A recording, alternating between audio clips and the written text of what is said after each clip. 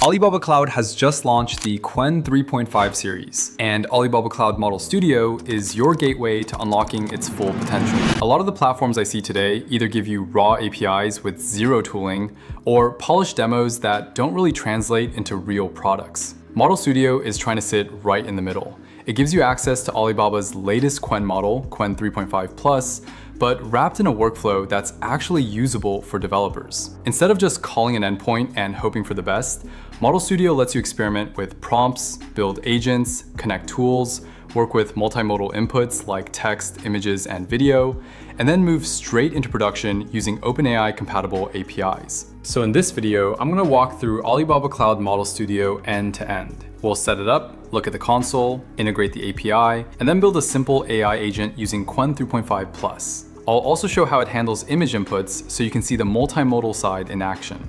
Alright, so first things first, head over to modelstudio. I'll put the link in the description. Once you're there, you'll need an Alibaba Cloud account. If you already have one, just sign in. If not, the sign-up flow is pretty standard, nothing unusual there. After logging in, you'll land in the Model Studio console. The first thing you'll be asked to do is activate the service and agree to the terms, which basically just enables Model Studio for your account. It takes a few seconds and then you're good to go. At this point, your account is ready. And one thing worth calling out here is that Alibaba Cloud is currently giving everyone 1 million free tokens for Qwen 3.5 Plus inside Model Studio. So you can test this pretty heavily without spending anything and actually build something real before worrying about costs. Alright, now that we're inside Model Studio, let's take a quick look around. This main dashboard is where everything starts. On the left, you'll see navigation for models, prompts, applications, and keys, and in the center is where you actually interact with the model. If you just want to test things quickly, you can hover over the Qwen 3.5 Plus card here on the bottom and click the Try It Now option. This opens a chat-style interface where you can send messages directly to the model,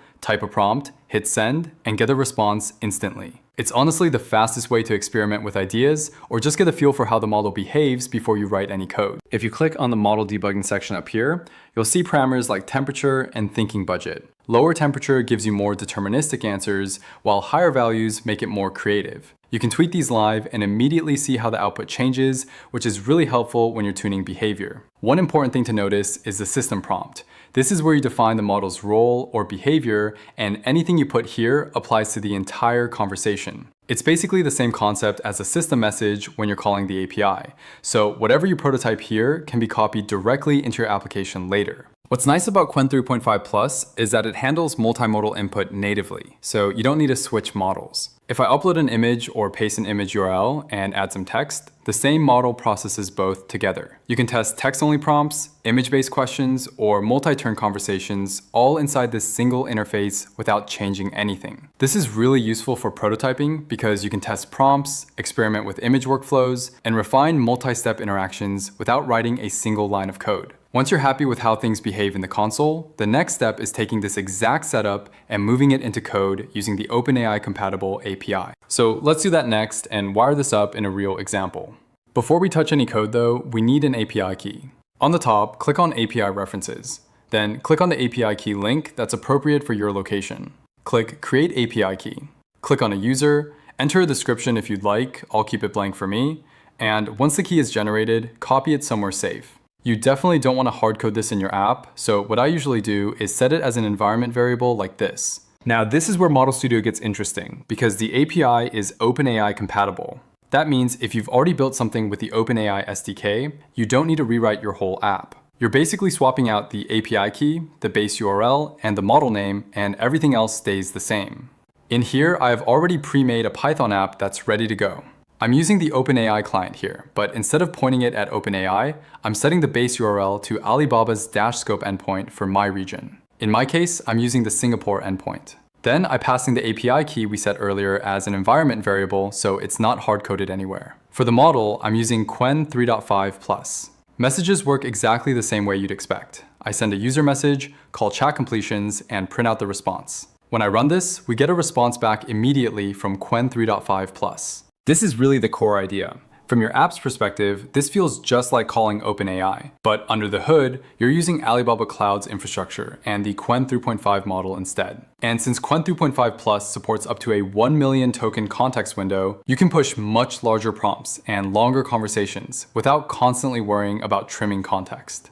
Now that we've got basic text working, let me show you how we can keep using the same model and test multimodal input with images. Since this model natively supports text, images, and even video, we don't need to switch to anything else. It's the same model. The only real difference is how we structure the message content. Instead of sending a single text string, the message content is now a list. Inside that list, we can mix different input types. So here I'm passing in an image URL as the first item, and then a text prompt right after it asking the model to describe what's going on in the image. When I run this, Qwen3.5 Plus processes both the image and the text together and responds in plain text. You can ask it what objects are in the image, what text appears in it, or even have it translate text it sees in a photo. The really nice part is that this isn't a separate API or a different workflow. It's still the same chat completions endpoint, just with richer input. You can also send multiple images in a single request or combine images with longer instructions if you're building something more complex. If you're working with documents, screenshots, or visual Q&A style applications, this setup works really well without needing to stitch together multiple services.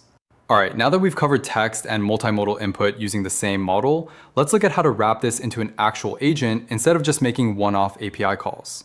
Alright, so instead of relying on some black box agent builder, let's talk about how you'd actually build an agent using Qwen in a real app. At the end of the day, an agent is just a loop where you keep conversation history, define a system prompt, and decide how the model responds and when it should do more work. It sounds fancy, but structurally it's pretty simple. Here's an example. I start with a system message that defines the role of the agent, something like, "You are a helpful technical assistant that explains concepts clearly." Then I keep a messages array that includes that system message plus every user interaction that comes in. Each time the user sends a new message, I append it to the array and send the entire conversation to Qwen3.5 Plus using the chat completions API.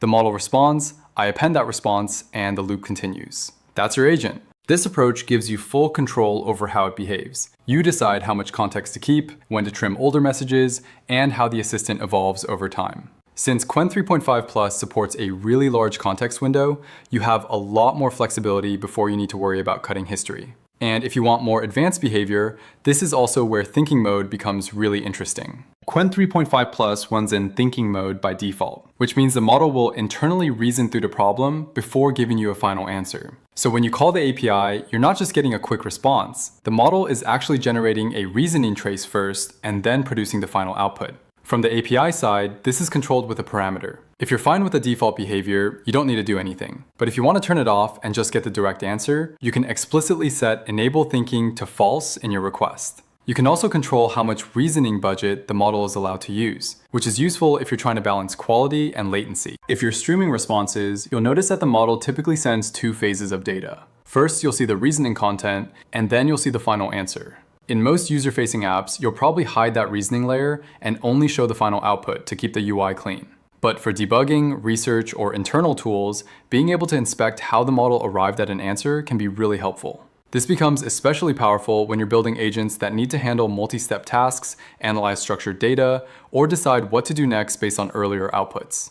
Instead of treating the model like a black box, you get a bit more visibility and control over how it's actually thinking through the problem. So who should actually care about Alibaba Cloud Model Studio? This makes the most sense if you're a developer who wants access to a large, capable model without managing your own infrastructure. If you've used the OpenAI SDK before, the learning curve here is pretty small since the API is compatible and the workflow feels very familiar. You're mainly configuring a different base URL, using your DashScope key, and calling the model just like you normally would. It's also a good fit if you're building internal tools, research projects, or production apps that need long context windows, multimodal input, or more control over reasoning. Qwen3.5 Plus feels like a model you'd actually build on, not just demo once and forget. With the 1 million token context window, native multimodal support, and built-in reasoning control, it's clearly designed for real applications, not just quick experiments. If you want to try this yourself, you can get started with Alibaba Cloud Model Studio using the link in the description. Right now, everyone can claim 1 million free tokens for Qwen3.5 Plus, which is honestly more than enough to build and properly test something real before you even think about scaling it.